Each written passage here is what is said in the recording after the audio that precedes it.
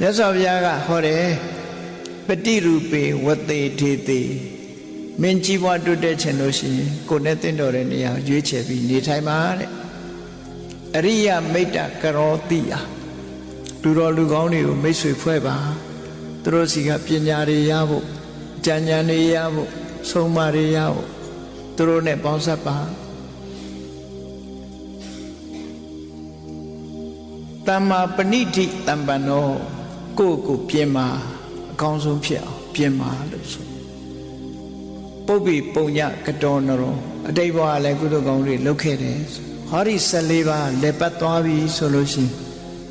တဏ္ဍဉ္ဉံယတောဂိတ္တိဒုက္ခစေတံဒေဝတတိအောင်မြင်ကြီးပွားမှုတွေအကုန်လုံးပစ္စည်းဥစ္စာတွေလည်းသူစီရောက်လာမှာပဲစားစရာတွေလည်းသူစီရောက်လာမှာပဲကြော်စောမှုတွေလည်းသူစီရောက်လာအောင်မြင်ကြီးပွားမှုချမ်းသာဒုက္ခတွေအားလုံးသူစီကိုရောက်လာလိမ့်မယ်လို့မြတ်စွာဘုရားဒီလိုဟောတာနော်အောင်မြင်ကြီးပွား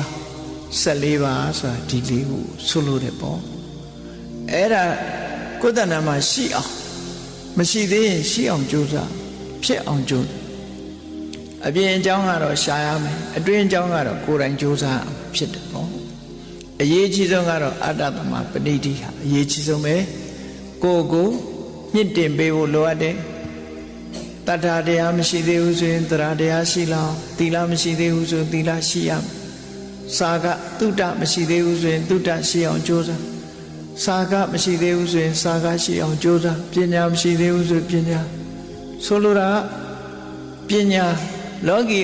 နဲ့ပတ်သက်လာလို့ရှိရင်ပစ္စည်းဥစ္စာတွေမရရအောင်ကြိုးစားအထောက်ရမယ်လုံလဝိရိယစိုက်ရမယ်ပညာတွေသင်ရမယ်စိဘဥစ္စာတိုးတက်ကြောင်းဖြစ်တဲ့ပညာတွေကိုသင်ကြားစီးပူးအထောက်တာအတ္တသမပဏိတိပဲဖြစ်တယ်ပေါ့အဲ့ဒီအတ္တသမပဏိတိဖြစ်မှအောင်မြင်ကြည့်ပါလူလောကမှာကြီးပွားနေတဲ့ပုဂ္ဂိုလ်တွေဂုဏ်ဓုပွယ်ဓုတွေရလို့စိစိမ်ဥစ္စာတွေတိုးတက်နေတဲ့ပုဂ္ဂိုလ်တွေဟာအတ္တသမပဏိတိလို့ဆိုတဲ့ဒီအချက်ပြည့်စုံနေတဲ့ပုဂ္ဂိုလ်တွေလို့ဆိုလို့သူ့ရဲ့အခြေခံကြတာတော့အတိတ်ဘဝတော့ကသူကုသိုလ်ကောင်းမှုလုပ်ခဲ့သည့်အတွက်ကြောင့်လူစင်မီတဲ့ပုဂ္ဂိုလ်ဖြစ်လာခဲ့တယ်ပေါ့အဲ့ဒါကတော့အရေးကြီးဆုံးသို့သောလူစင်မီုံနဲ့ဖြစ်သလားဆိုမရှိဘူးမဖြစ်ဘူးအဓိကဘာတော့အတ္တသမပဏိတချို့ညာလဲကောင်းတယ်လူကလည်းပဲကြမ်းပါတယ်ဒါပေမဲ့ပြင်းတယ်မကြိုးစားဘူးနော်ချိန်ကြလက်ဖိတ်ဆိုင်ထိုင်တယ်ချိန်ဖြုံးတယ်စီးပွားရှာမှပြင်းတယ်အလုံးလုံးမှပြင်းတယ်ဘယ်တော့မှမကြည်ပါဘူးလေနော်ကြည်ပွားတိုးတက်မှုဆိုတာမရနိုင်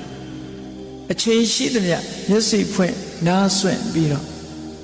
ပညာလဲရှာတယ်အလုံးလဲကြိုးစားတယ်ဆိုတဲ့ပုဂ္ဂိုလ်တွေဟာထိတ်တန်းကိုရောက်လာစာတွေများများဖတ်တယ်ပညာတွေများများရအောင်စီးပူးအထောက်တယ်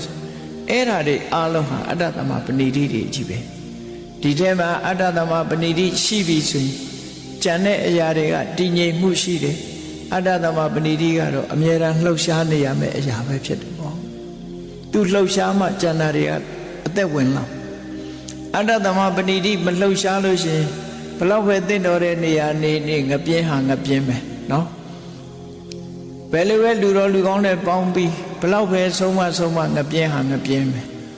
အတ္တသမပဏိတိမရှိရင်တော့ကြီးပွားတိုးတက်မှုမရှိနိုင်ဘူးသူဟာအချက်ပဲအခရာပဲမန်တိုင်ပဲလို့ဒီလိုပြောလို့ရတယ်ပေါ့နော်